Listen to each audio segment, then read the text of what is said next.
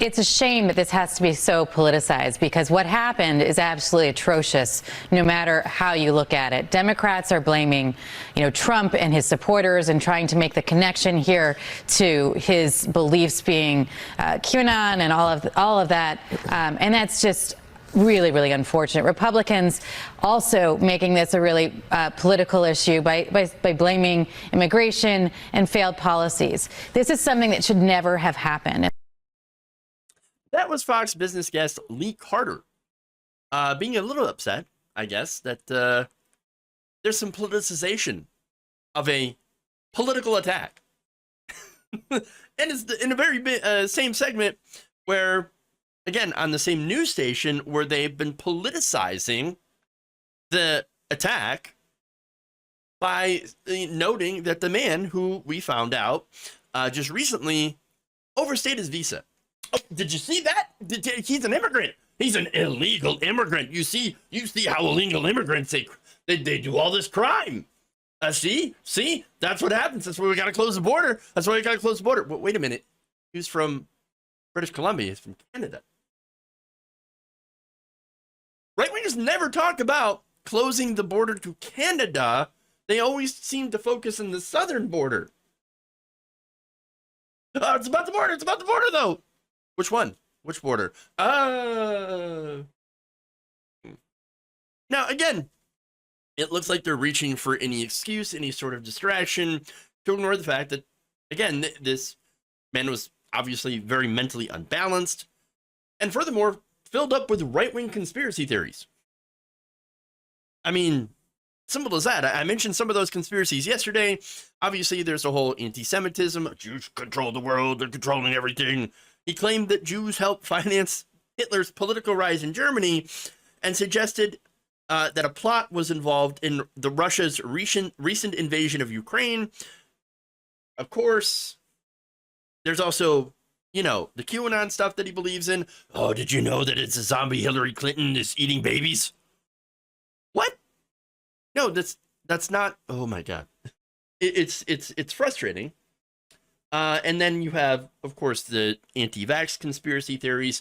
Now, what's interesting about anti-vax stuff is, look, I've been talking about the anti-vax movement for quite some time. So, and this is something that I, didn't mention in some of the previous segments, but being anti-vax isn't necessarily 100% a right-wing thing. Yes, it's been largely adopted by the right wing as a result of COVID-19. I get it. But look, it used to start with some California, liberal wine moms who, who had read the debunked, Andrew Wakefield paper on autism and vaccines. Like, oh, well, we're putting poison into our kids and it's giving them autism. No, that's not the reality. I remember talking about Jenny McCarthy and Jim Carrey talking about how the vaccine's bad. So understand that this is not something that has been particularly 100% right wing. It is now, but still, it kind of goes across the aisle. And look, you can find videos of me going after those same people, those anti-vaxxers, all the way back in like 2015. That said, the other thing that's interesting here is this guy, again, obviously had some very, very right-wing views. He's a nudist, very pro nudity. Okay. So now the reason I bring that up is because now you have people like Tim Poole, for example, coming out and say, oh, you see, look at that. He's pro nudity. How can he be a right-winger? Him. I don't know if you understand this. Maybe you take the beanie off because it's choking off circulation to what I assume is your brain, unless the beanie is your brain. But you can be a nudist and into right-wing conspiracy theories. Yes, this is something that, is possible. It turns out people are a little bit more complicated and there are shades of gray, there's nuance, etc. But as far as, there's nothing that's mutually exclusive between conspiracy theories and being a nudist. So I just wanted to clarify that stuff. But then let's go to what's important. about how this is actually a political attack. According to an interview police did with the Pape, the alleged attacker, he admitted to breaking into the house, saying that when he had done so, broke in with a hammer. He said that he had surprised Pelosi, and therefore, there goes the narrative that the gay lover, prostitute, whatever thing that right-wingers were talking about, out the window. Out the broken window. According to the complaint, the Pape said that he wanted to hold Nancy Pelosi hostage because they viewed her as, quote, the leader of the pack of lies told by the Democratic Party. Does that sound political? Gee, I don't know. Let's get into more information.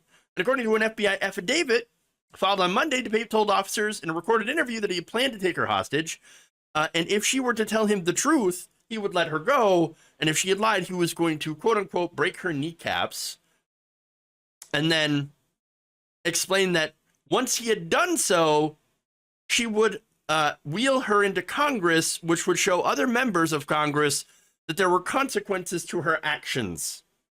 He also explained generally that he wanted to use Nancy Pelosi to lure in another unnamed individual. We don't know who that person is, obviously unnamed. But that's who are we talking about? Who? I don't know. What? Maybe Hillary Clinton? I don't know. Weird, right? Now, in the interview, he also stated that after he had struck Pelosi with the hammer, that's Paul Pelosi, he explained that her actions resulted in her husband taking the punishment instead.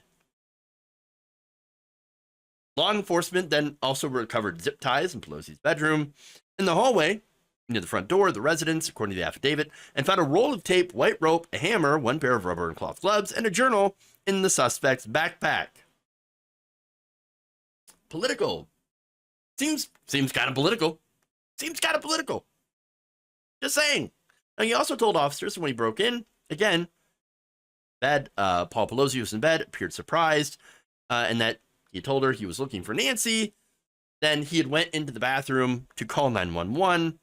But the suspect said that he did not leave then because, much like the American founding fathers with the British, he was fighting against tyranny without the option of surrender. Now, again, I got to note that this man is Canadian, but he sounds like he'd been brainwashed by right-wing media. Weird how that works out. Now, according to San Francisco Police Chief William Scott, telling CNN in an interview, quote, there is absolutely no evidence that Mr. Pelosi knew this man. As a matter of fact, the evidence indicates the exact opposite. Political attack. Those are the facts. Now, that said, it's very inconvenient for Fox News because this guy happens to have, espoused a lot of the beliefs shared by the viewers of Fox News. And that really is the difference here. When a left-wing person does something terrible, and it has happened, the entire left generally tends to condemn him or her. But when a right-winger tends to do something terrible, which happens more often, that's a fact, well, what happens? Does the right wing, all of them, condemn them? Again, some. I showed you some of the examples. You had, Senate Minority Leader Mitch McConnell coming out and saying what a horrible attack, and Meghan McCain, and, establishment figures like that. But then you get a lot of people making up conspiracy theories. Again, that's where we get what it was is it was the gay's fault. Yeah, that's what it was. The gay prostitute. That's what it was.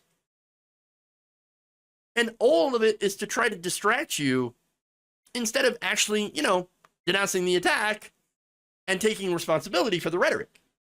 Again, false flag, gay lover, leftist, legal immigrant. Yeah, that's what he was. That's what he was. No, they make things up because they don't want to take responsibility for the extremism that is inherent in the party. And of course, that's a big problem now. Didn't used to be a problem. Again, you'd have to go back before I was born, at least, where it wasn't at least this much of a problem with right-wing extremism. But now, it's a huge problem in the right wing. And by not trying to, put a stop to the extremism, extremist rhetoric, the Second Amendment solutions, all this stuff, they continue to invite more. And I think at this point, they know that and just don't care.